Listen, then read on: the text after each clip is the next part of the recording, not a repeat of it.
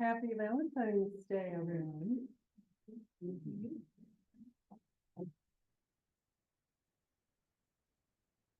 We have a robust meeting again. That seems to be the theme this year. And so we're going to have a shortened fellowship time today so that we can pack in. We have 4 Paul Harris Fellows to present. So we want to make sure we can give that time. And then, of course, we have our speaker today. So we'll get started, have a little bit more time to eat and chat, and then we'll be on our way.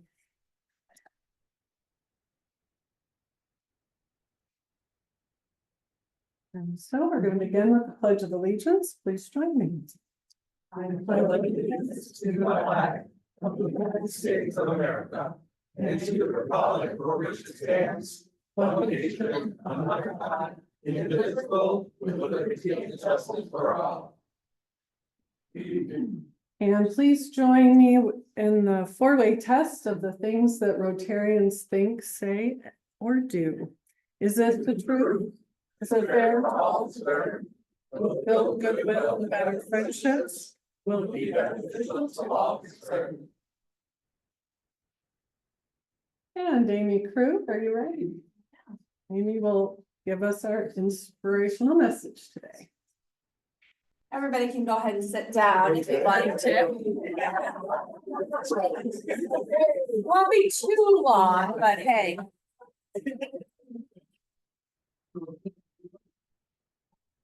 So, being Valentine's Day, I figured I needed to stay on topic. I thought about doing some funny things, but instead I went to Google. And if you type "love is" into Google, you get 1 Corinthians. So, the passage that I'm going to talk about is usually referred to as the love passage from the Bible. And it is not, as many people think, primarily about romantic love. It's about a deeper, selfless kind of love that the Greeks called agape, which refers to love that we should show towards other, not necessarily the romantic love of eros. While many use the verse from 1 Corinthians 13 in wedding ceremonies, it's important to understand that the passage is not primarily about romantic love between partners. The verse provides us with a definition of love, biblical love, and I would argue community love, listing some things about that love is and what it is not. What is common among all of them is that the love is other focused. Love looks to build others up, even at the expense of self. Love as described here is not a matter of how I feel, but what I do. So listen to the verses with that ear. Love is patient, love is kind, it does not envy, it does not boast, it is not proud. It does not dishonor others, it is not self-seeking, it is not easily angered, it keeps no record of wrongs. Love does not delight in evil, but rejoices with the truth. It always protects, always trusts, always hopes, and always perseveres. Love never fails. So this love that I just described is more than a feeling. It is an active choice to put others first and to act with compassion. Happy Valentine's Day. I love you all.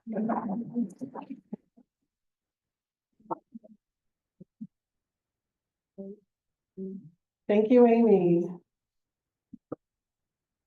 Love is in the air.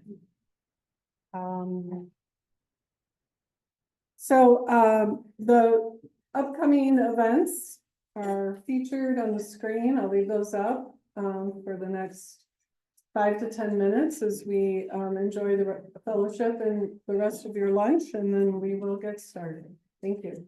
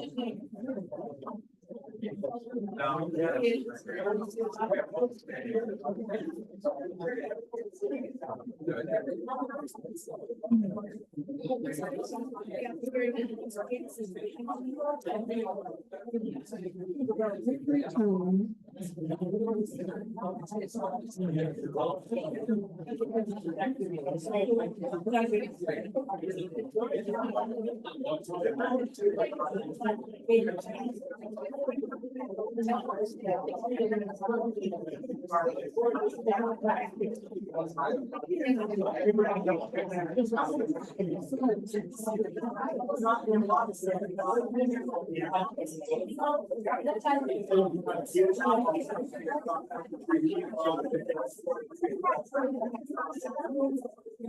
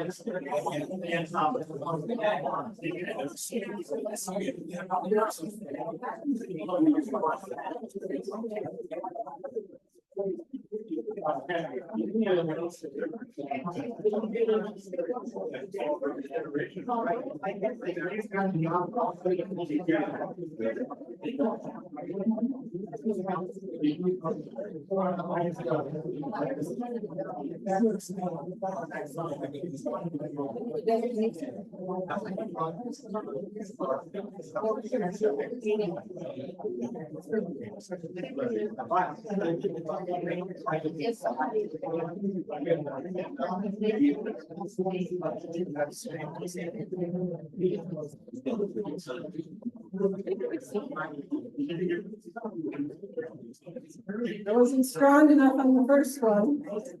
Okay, everyone.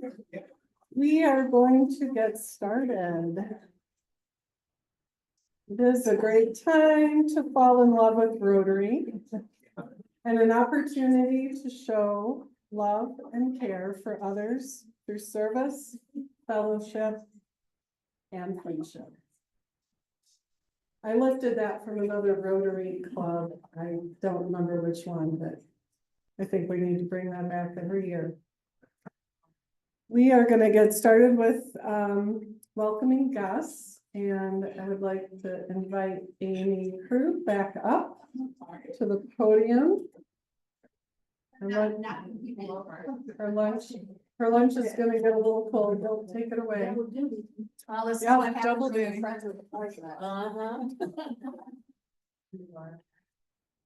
My much taller friend. So we have 11 guests and 1 visiting Rotarian. So I am going to introduce our visiting Rotarian first. Please stand and be recognized when I say your name, whether you're a guest or visiting. Al Tucker really doesn't need any introduction, but our assistant governor from Greater Flint Sunrise. And Caleb DeHart is a prospective member and he owns Local Margin. Today, from Mott Community College, we have 2 guests, Bob Campbell and Mike Tews. Both guests are. We have the lovely Karen Wilkinson, the wife of Reg Lancaster. We have Paul Jordan, the proud father of Elizabeth Jordan. We have Elaine Ballard, I think she's retired, but I'm not sure, nanny of Bobby McCumlough. We have Tori Vancombe, Dale Emery, and Arlene Winfield, all from All Purpose Property. We have my friend Deb Campbell, who's here as a guest of Todd Slisher. And Michelle Ryder from the Genesee County Elections, who's a guest of Ashley True, and who I confused deeply because I said, "Oh, I need your shoes." And she's like, "I just got off a plane." So I thought she actually needed her shoes. I just think they're adorable. So thank you for being here with us today.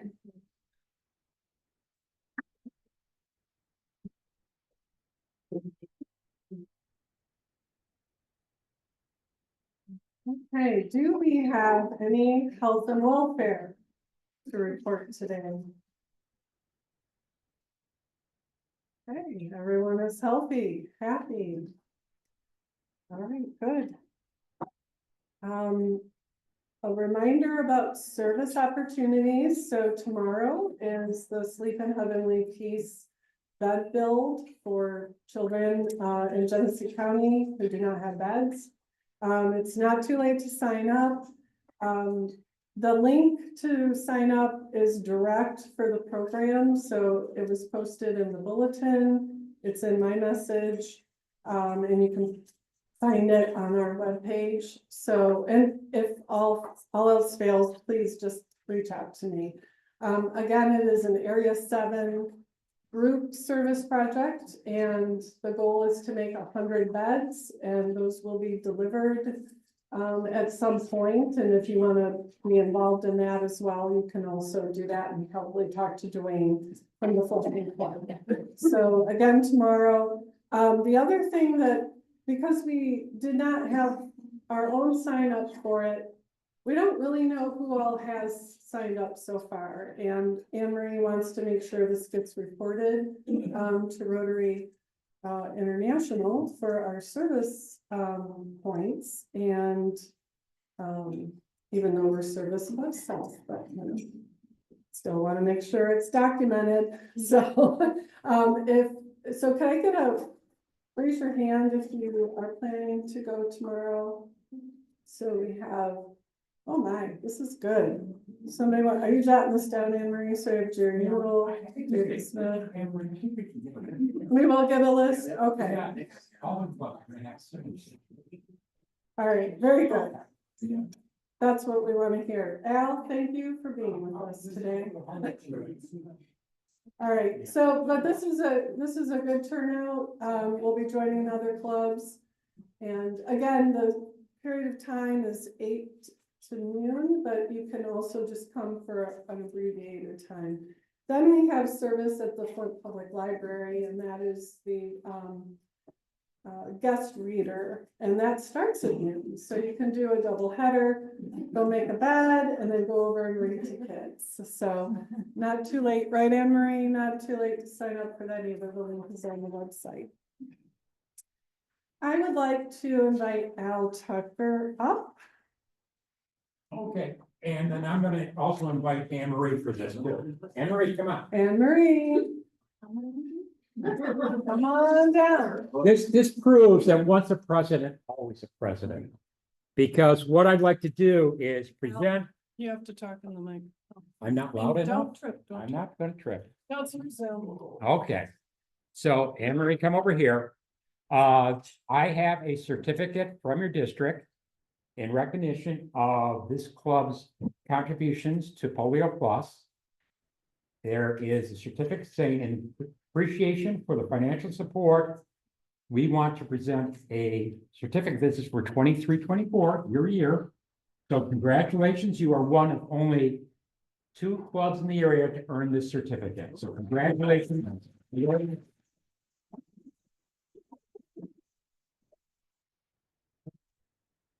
So.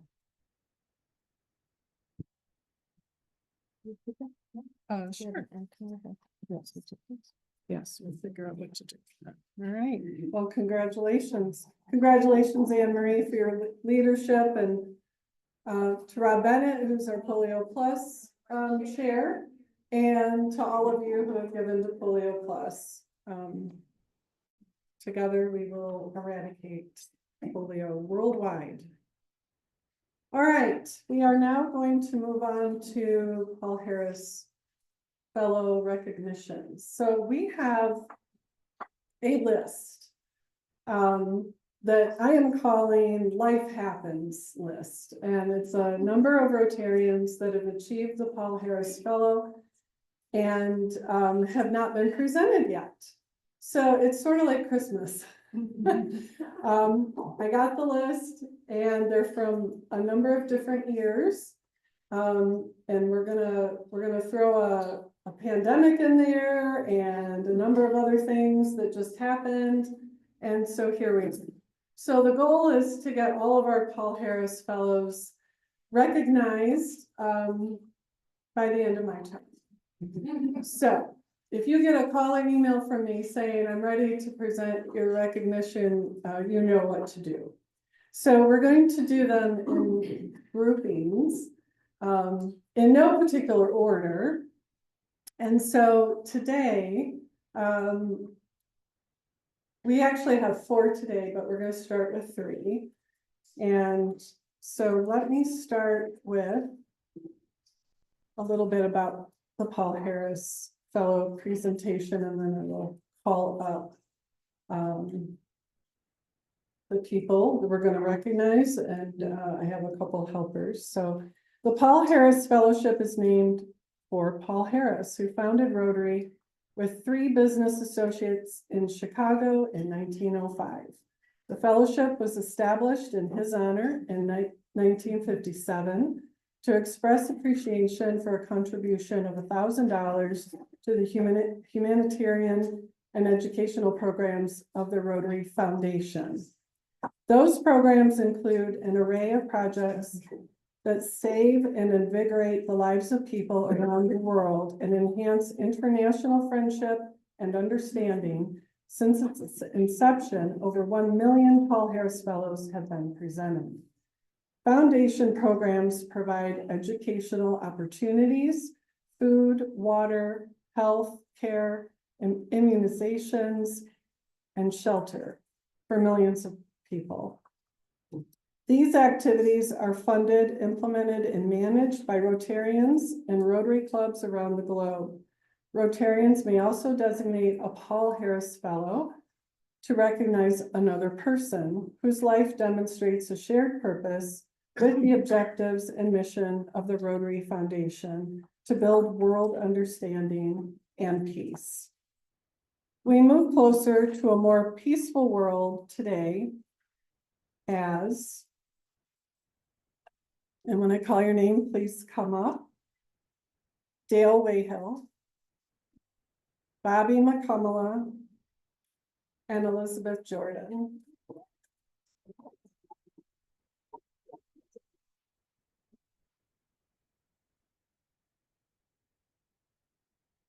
So we move closer to a more peaceful world today as Dale, Bobby, and Elizabeth become Paul Harris Fellows. And for Dale, it is a first, Paul Harris. For Bobby, it is +4. And for Elizabeth, +1. Does this mean I have to pay my dues now? You said it. And pay a fine for that too. The red cups are not just for Valentine's Day. All right. Bobby, Dale, Elizabeth, your contribution to the Rotary Foundation of Rotary International is easing suffering, improving living conditions, and providing educational opportunities for young people somewhere in the world. This is a truly selfless action. Therefore, it gives me great pleasure to present to you, on behalf of the trustees of the Rotary Foundation, these emblems of a Paul Harris Fellow. And I'd like to invite Mike and Al, if you could come up and assist.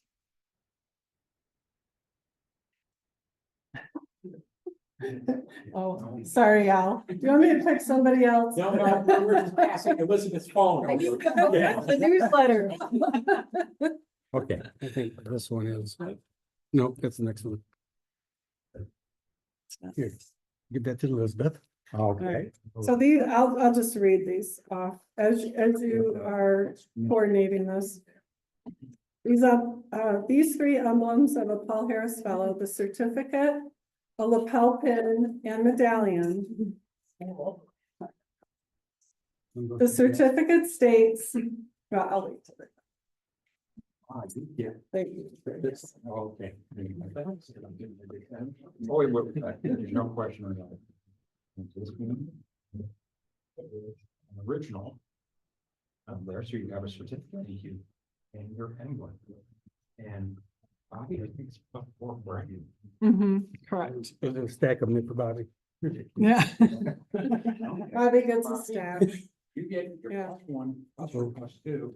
Well, here it is, yeah. That's or in case you forget it, gotcha. So you have to. So congratulations, thank you so much. All right, so for Dale, the certificate states that you have been named a Paul Harris Fellow in appreciation of tangible and significant assistance given for the furtherance of better understanding and friendly relations between peoples of the world. We urge, and for all of you, we urge you to wear the Paul Harris Fellow pin to all Rotary events as a symbol of your appreciation for and support of the program of the Rotary Foundation. Please accept congratulations and sincere appreciation for your commitment to our common goals of world understanding and peace. Ladies and gentlemen, please stand and recognize our newest Paul Harris Fellow.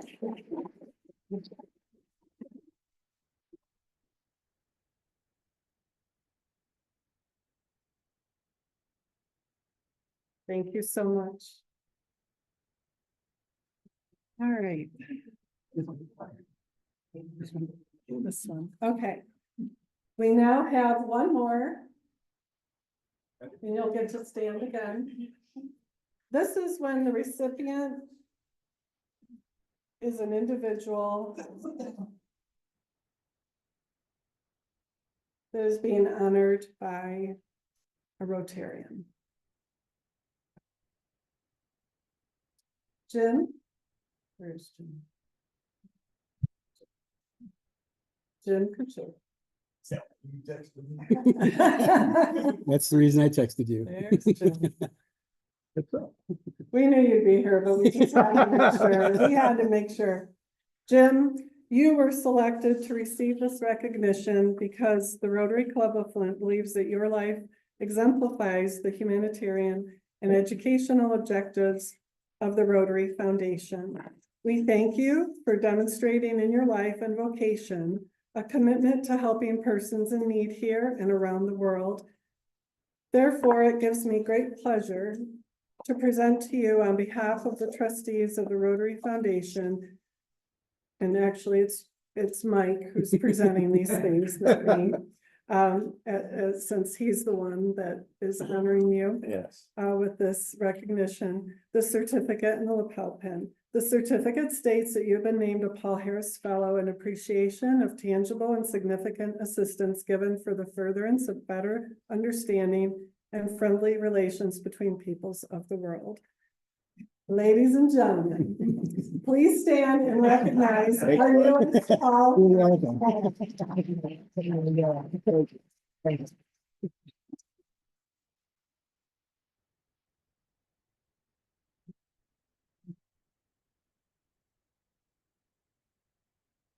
Getting your exercise today.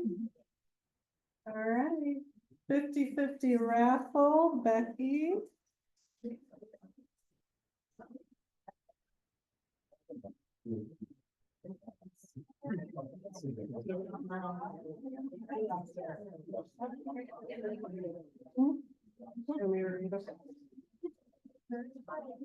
Okay, third place, you have your yellow tickets out. 736-691. Hold on, let me put on my glasses. 736-691. Once, Raj. All right, Raj.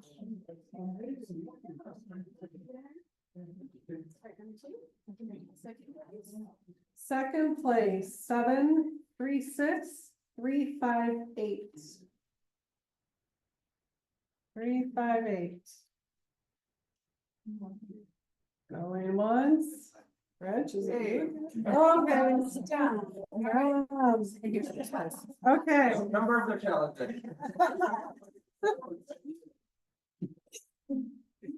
First place. 736-748. Oh. Thank you. Thank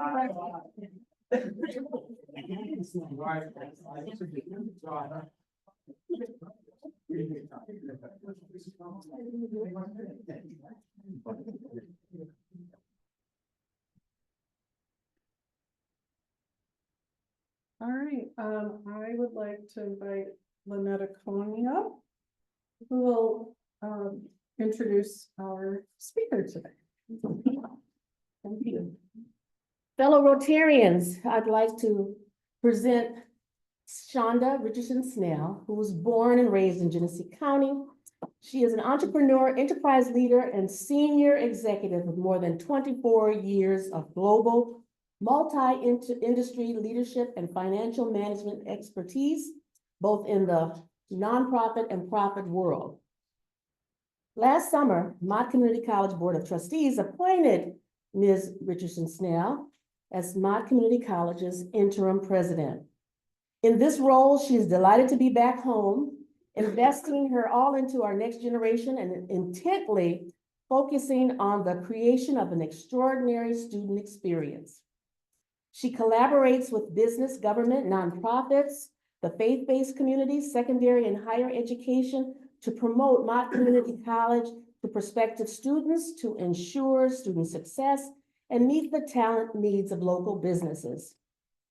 Ms. Richardson Snell is also committed to developing highly effective and productive relationships with the Board of Trustees, union leadership at the college, and she embodies this entrepreneurial spirit that is coupled with the courage to take measured risks and to push the college to engage best practices for addressing student support services, student development, talent development, academic preparation, and of course, workforce training.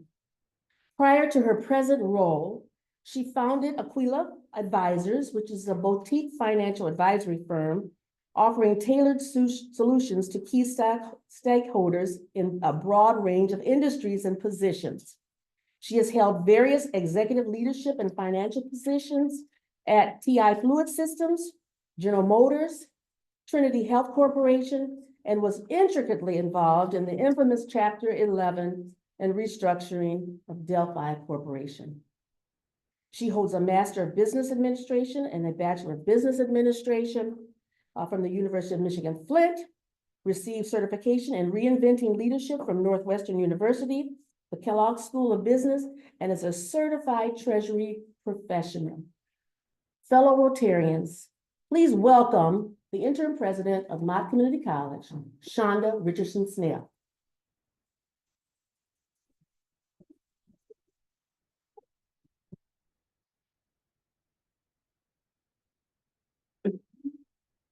Well, thank you, Lynetta, and thanks to each and every one of you for this tremendous honor to be with you today.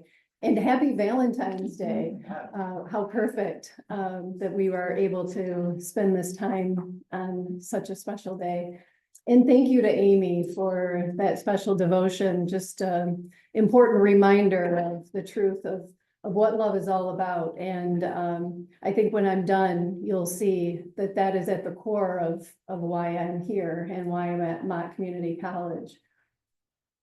Before I get into the prepared slides that I've brought with me today, I thought it would be important to just share a little bit more with you about who I am and where did I come from.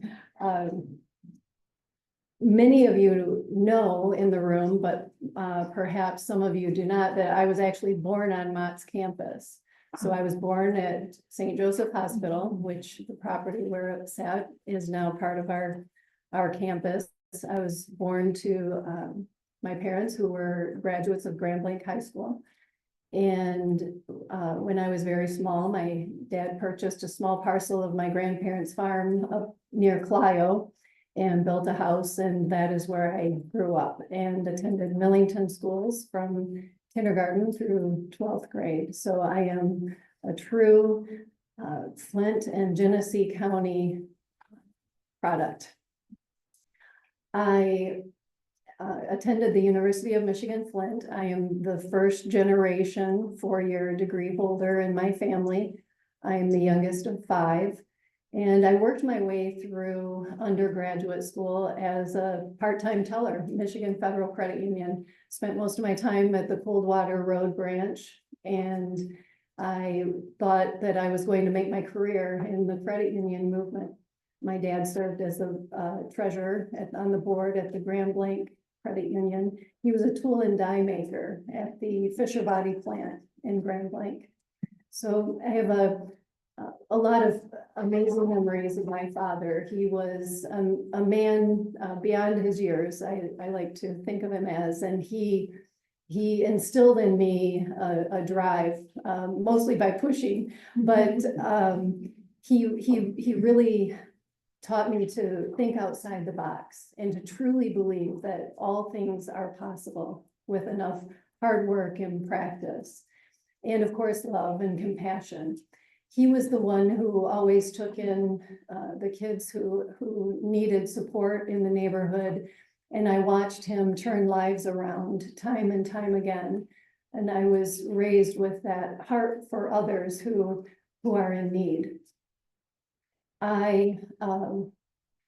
After my undergraduate degree, I went to work for EDS for a while at Pontiac Division.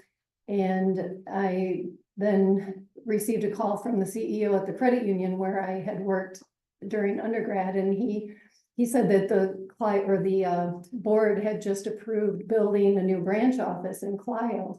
And he wanted me to return to be the branch manager. And so as a 20-something, that was a really cool opportunity. So I took him up on it. And as it turned out, he wanted as little to do with the whole process as possible, which to me was great. So I was there for the groundbreaking. I worked with the contractors, the architects, got the operation up and running for day one. And it was really a tremendous opportunity at such a young age to be involved in such a process of startup. While I was there, I returned to the University of Michigan, Flint, and studied for my MBA. And I also attended the CUNA Credit Union National Association Executive Management Program during that same period.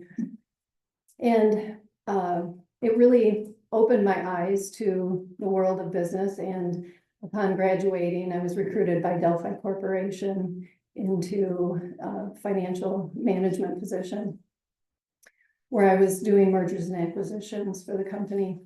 And I spent some time in financial planning and analysis as well. And from there, I moved into the treasurer's office. And that move opened my eyes to the world of treasury. And in any company, the treasurer's office is responsible for the balance sheet. So effectively managing the risk for the company, the cash and debt, equity, all of the elements of the balance sheet, and foreign exchange exposure and things of anything that would affect the cash and debt balances. So I spent the next 8 years at Delphi in the treasurer's office, and 4 of those we were in Chapter 11 protection. And it was another once in a lifetime experience. And when I say I was on the front lines, I'm not kidding. I was negotiating all of the support payments almost on a weekly basis from General Motors to keep the company afloat. And we were on the brink of liquidation, it seemed, all the time. So after we emerged from Chapter 11 and the restructuring was completed, and actually Harvard wrote a business case on the Delphi restructuring, and I know it's close to a lot of us here in the Flint area, and it may be interesting if you have an opportunity to look that up and read it, because it is a fascinating restructuring. And when we were done, though, things got really boring really quick. After 4 years of living on pure adrenaline and 20-hour workdays, it seemed most of the time, I was able to make the decision. It was okay to part ways. And I was recruited by Trinity Health. And the time at Trinity Health was fascinating, and it plays a key role in my time here at Mott, because there I managed a $6 billion municipal bond portfolio and their swap portfolio, and also an investment portfolio. But it also gave me insights into the not-for-profit world, as well as just understanding the intricacies of blending faith with the business operations. So I value that time at Trinity. After about 3 or 4 years at Trinity, I actually read a press release by General Motors that indicated they're moving their treasurer's office from New York City back to Detroit to co-locate it with the rest of the executive staff. And I thought, there's an opportunity for me there, because I know all those guys in New York, and I don't know if many of them want to come to Detroit, but I, on the other hand, love Detroit. So in any event, one thing led to another, and I moved into the treasurer's office at General Motors in 2014. And I was the assistant treasurer, so I was responsible for General Motors, global debt and equity, and cash management and treasury operations. So the numbers were big, but treasury is treasury in any company, and another really once in a lifetime opportunity to be there for 3 years in that capacity. And from there, I moved on to TI Fluid Systems as the corporate treasurer, and I was there for 6 years. And they're located in Auburn Hills. And after 24 years of that corporate grind, as some call it, I had decided at the end of 2022 that it was time for me to make a change.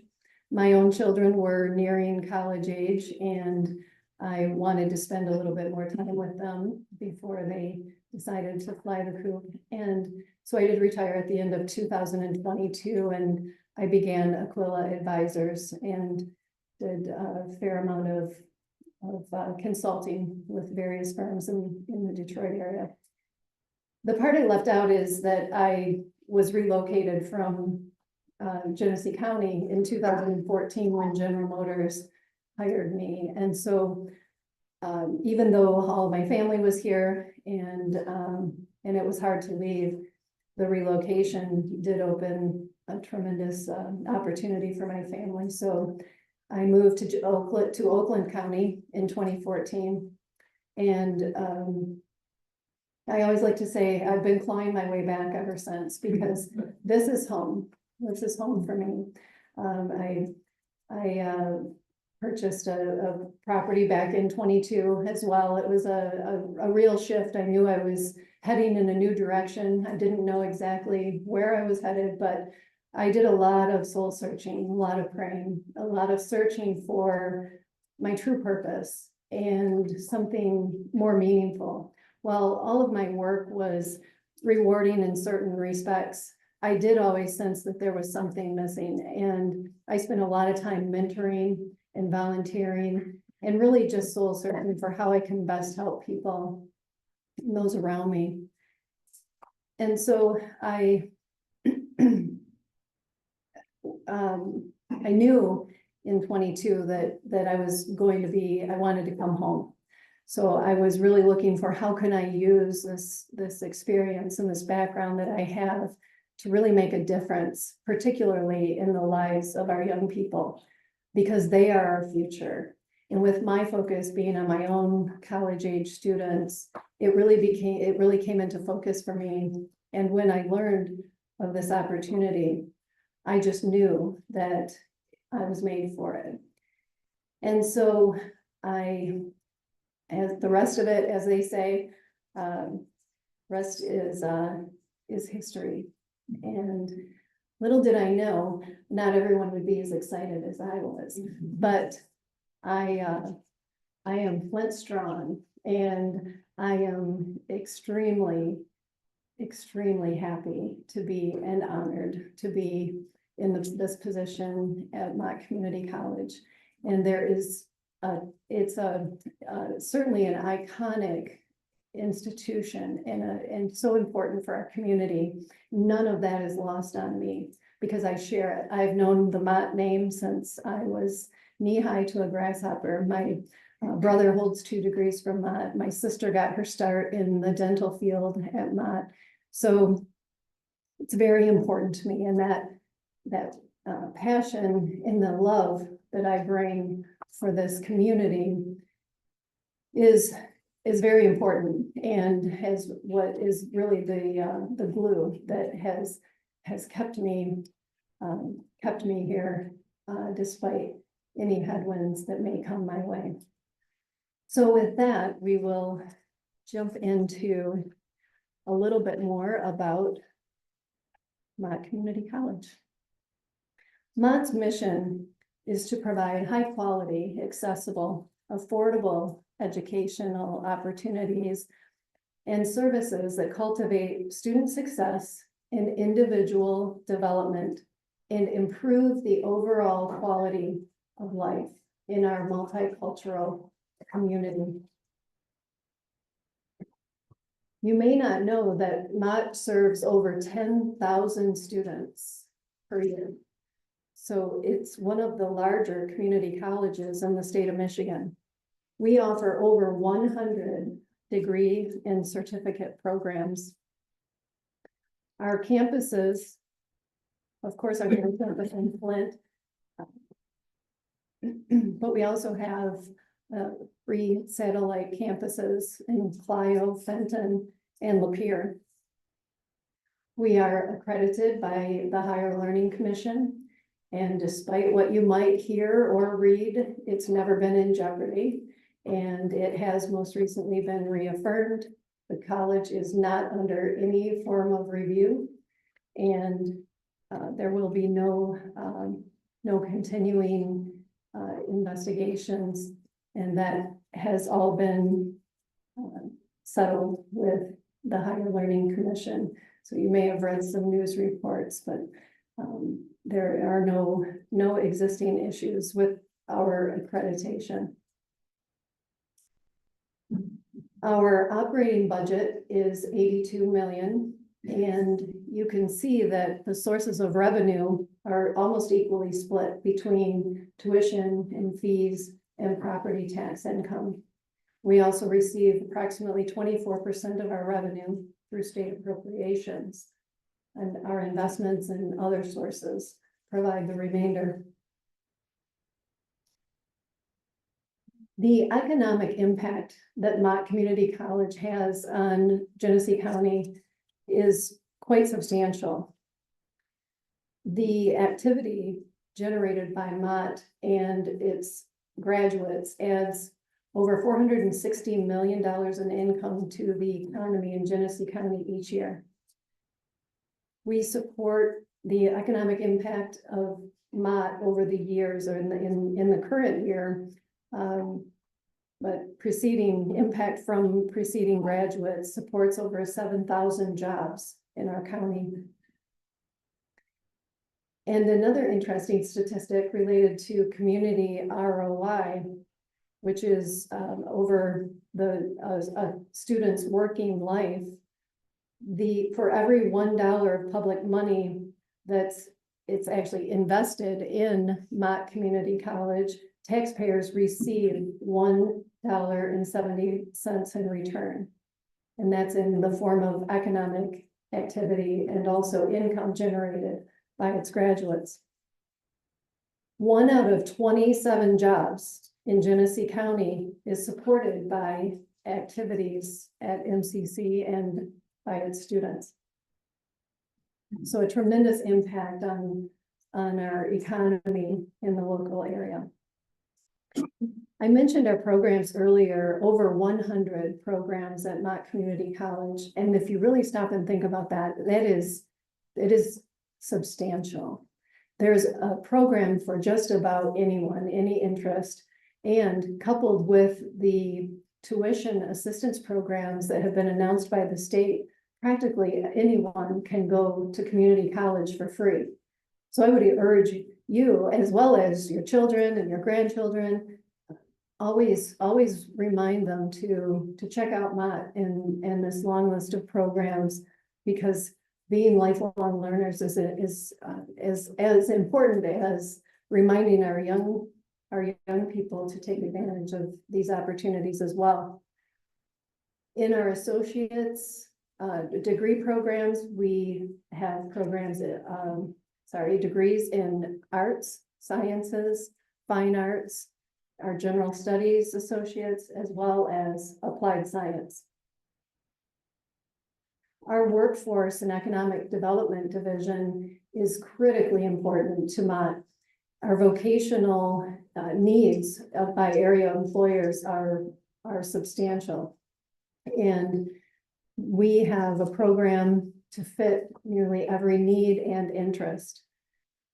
The programs span healthcare, information technology, advanced manufacturing, transportation, logistics, and human services.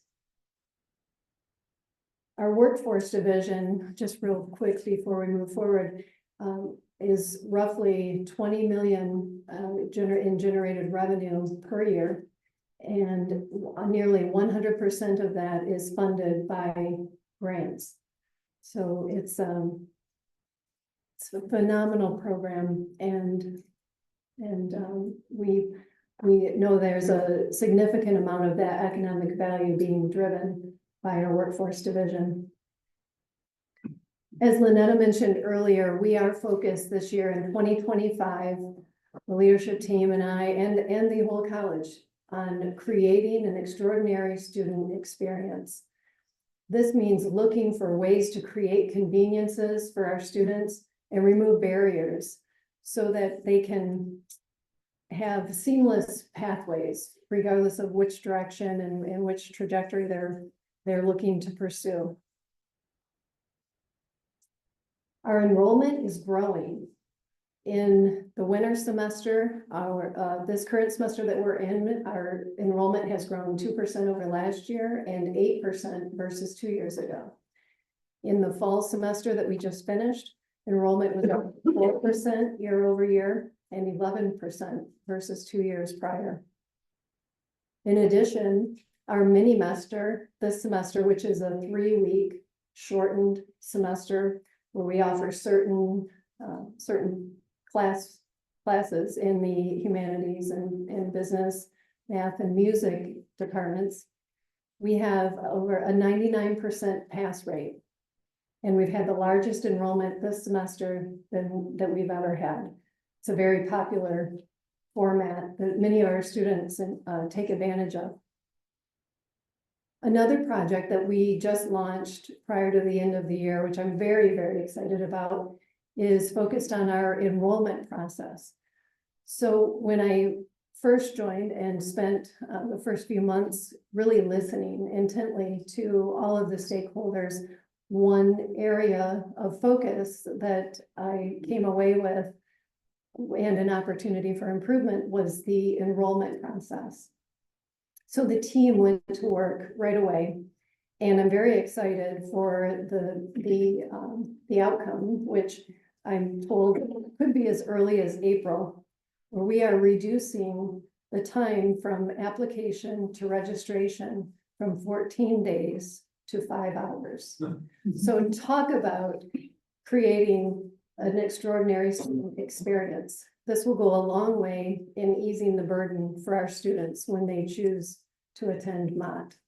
That's just one example of where we are going to identify efficiencies that will benefit our students. Student success is all that matters. And oftentimes our colleges and universities measure success by the number of graduations that they have each year. Not for me, that's not enough. For me, true success is when we have provided a seamless pathway for each of our graduates into a living wage paying job or into their 4-year program at one of our partner universities. We have many, but right on campus, we have 4 in particular, where we have set up articulation agreements where our students can move without question. They already know before they take their Mott classes that those credits will transfer into their degree program at the 4-year college or 4-year university. And those are Ferris State, Northwood University, Rochester Christian, and the University of Michigan, Flint. Mott Community College is one of the first colleges to have these types of no questions asked articulation and transfer agreements with our other local colleges. Student athletics is extremely important to Mott, and as you well know, our basketball team, our baseball team, all of them really, I don't want to leave any out. They have extraordinary records of accomplishment, and we're very, very proud of them. I would like to give a big shout out to the Bruins Club as well for all of the support that they provide to each one of our teams. If it fits your calendar, March 6th through the 9th, please make arrangements to attend the NJCAA Region 12 basketball tournament. It's sure to be a lot of a lot of fun. So go Mott Bears. And with that, which concludes my formal remarks, I will take any questions that you may have.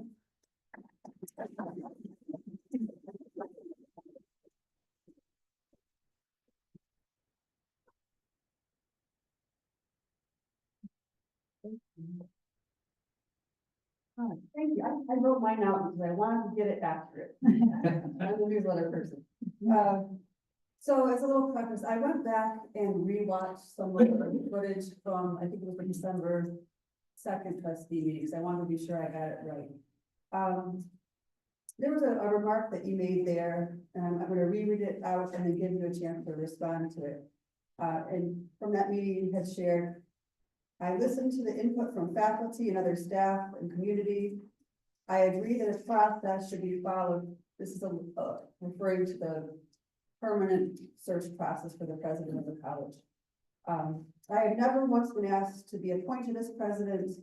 I would also recommend to the board that it resume an appropriate search process, and I will take the lead right now and ask that the board make the decision to do a national search, because I do know that if I'm the appropriate person to lead Mott Community College, which I do believe that I am, then that will be the ultimate outcome, end quote.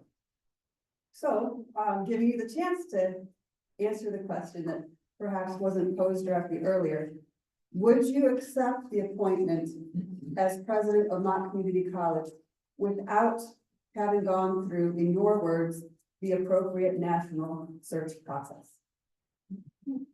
Great question. Well, I would have to give that a lot of thought. So it is my recommendation, and I stand by what I said. The democratic process, however, is one in which a duly elected board voted by the people, for the people, has a decision-making capability. As their employee, I would need to think long and hard about whether, and I guess I have no idea what the outcome, or even if that would become a possibility. I would have to think about whether I honor my boss's wishes or defy them. So I think that's what it comes down to.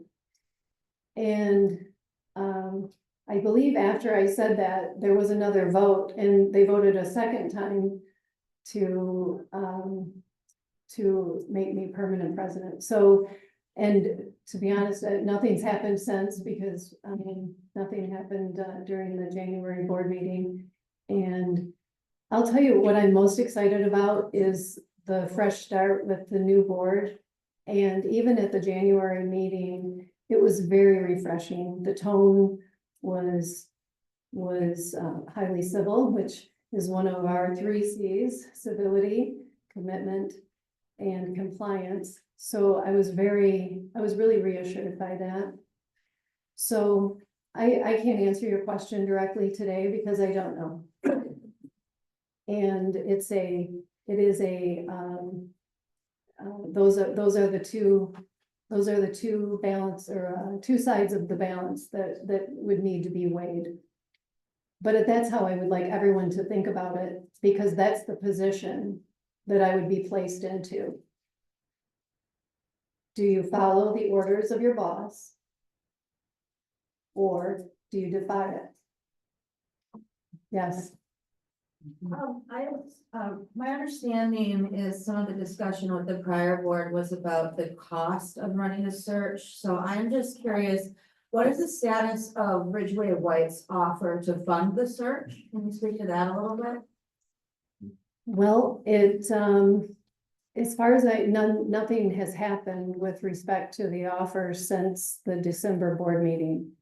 So because of the changeover in the 2 new trustees that we have received on the board, I think there needs to be a little bit of time for them to coalesce as a group. and make their own decisions.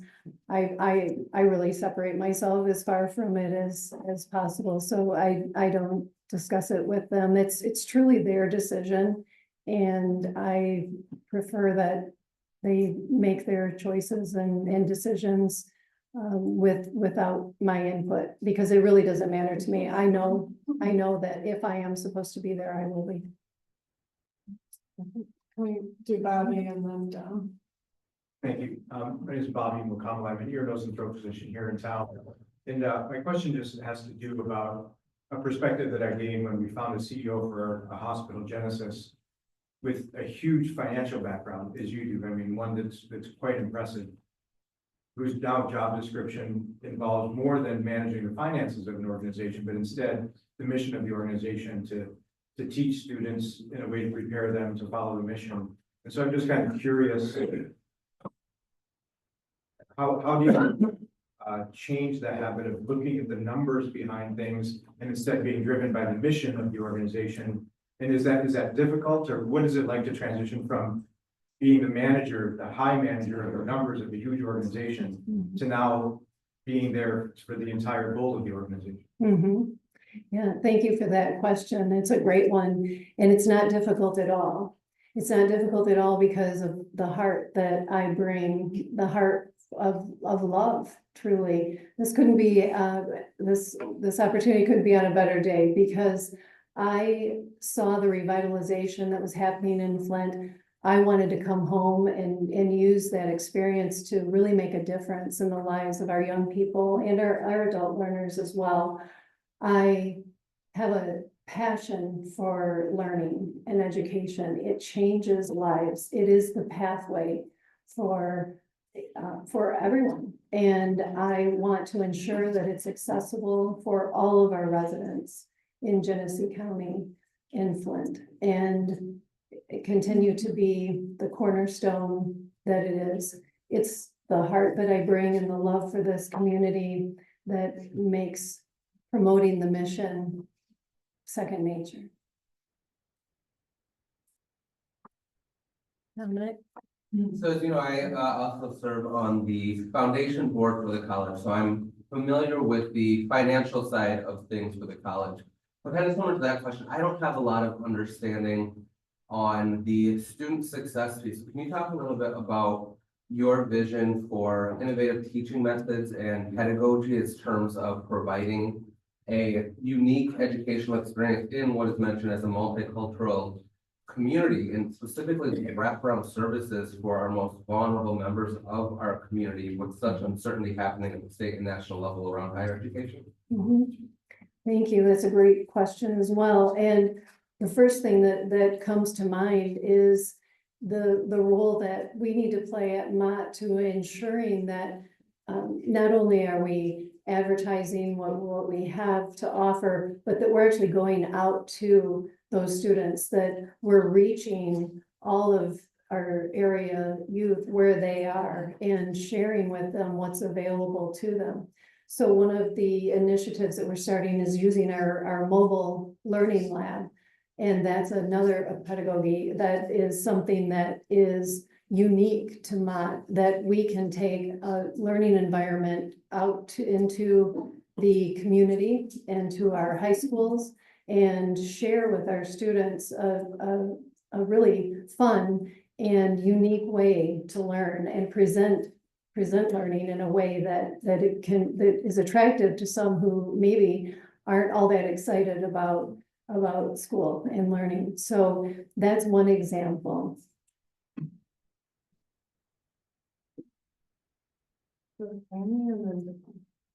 So I understand how trustees manage the employees and how you report to them, but how are you planning to address, or how does someone in your position address issues when you have a trustee that has been making comments publicly that are very disparaging to certain populations of students and employees, whether they be African American or LGBTQ? There's been some really nasty things that have been said and documented How do you, in your role, manage that when that's happening in the trustee level? Thank you for that question. Well, first of all, I condemn any and all racism in any form with the strongest of terms. And it's highly unfortunate. I have to say, I was surprised myself, with some of what I heard. I can only say that each person has, I have no control over the board. So I have nothing more to say.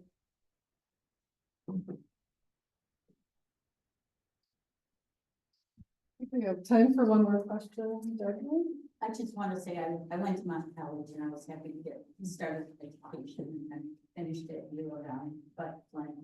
But I am, well, really for the Flint University, but I am so excited to have this information because I'm encouraging my daughter, who's, let's say, a late bloomer in some ways, that to take a certificate class, to take, decide what she wants to do. So I am, for one, thrilled about this information. I can hand over to me. Excellent. Yeah, that's a great flyer. I'm glad we were able to bring those, the bare face with all the programs inside. Please do share it with your family. Interestingly, I had one of those brochures at my family dinner, when we, I think it might have been Thanksgiving.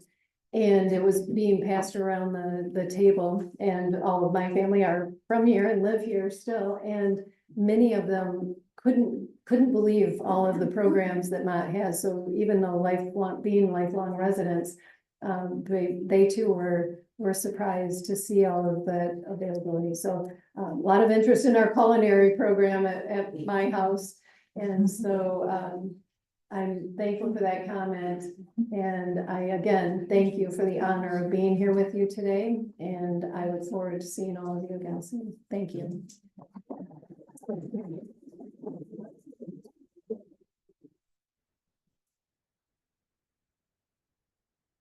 Thank you so much, Chandra. In appreciation for you joining us today, a donation has been made in your name to Rotary International to support the global eradication of polio. So thank you so much.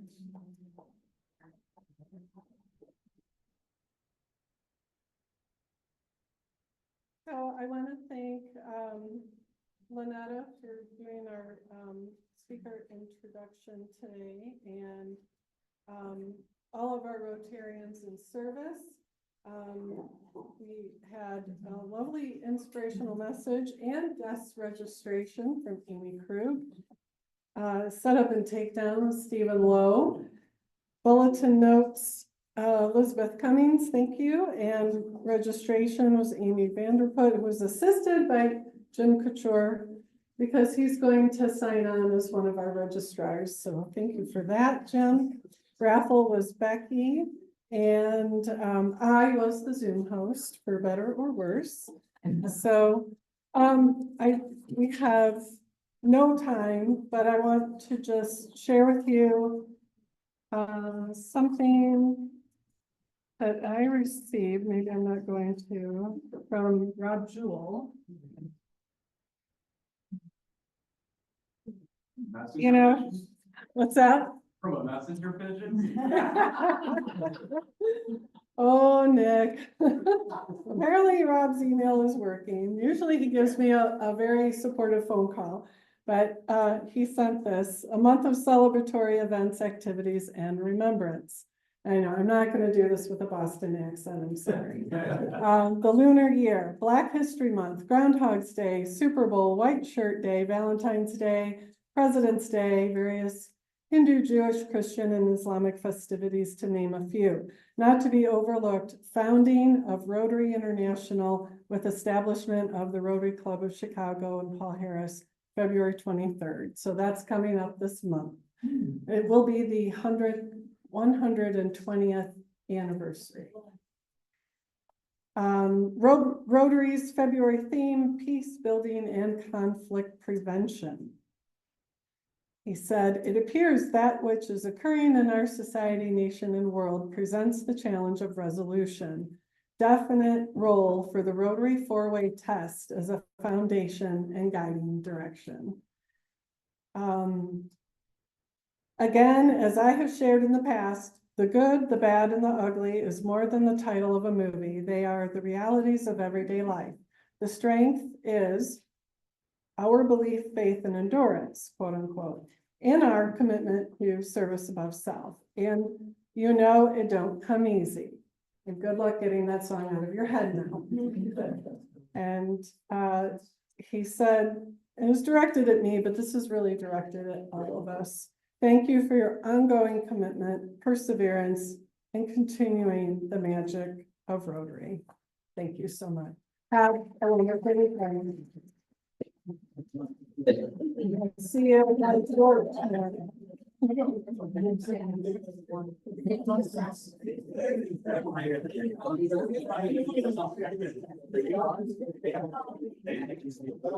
We got a picture.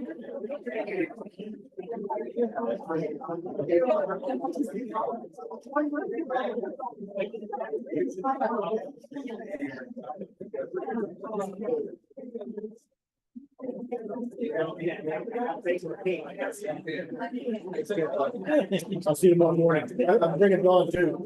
Yeah. You can live on that. Get by 8, I think.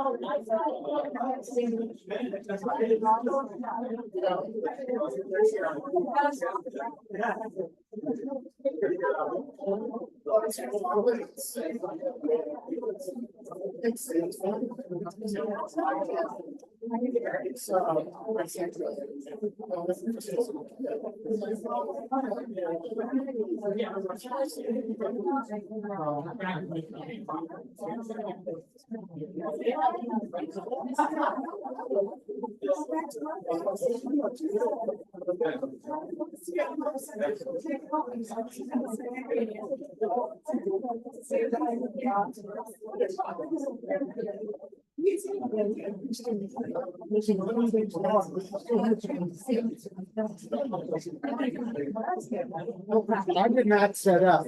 I got here at 11:30 sharp and everything was already set up. So you Really? have to take back thinking. Oh. Well, hey, you agreed, so you get credit, Steve. Maybe I'll hit you up next month. I don't know. Okay, well, But yeah, I next think you know. month is my birthday month, so I'm gonna be gone a lot of the month. Are you? So get me early. Okay.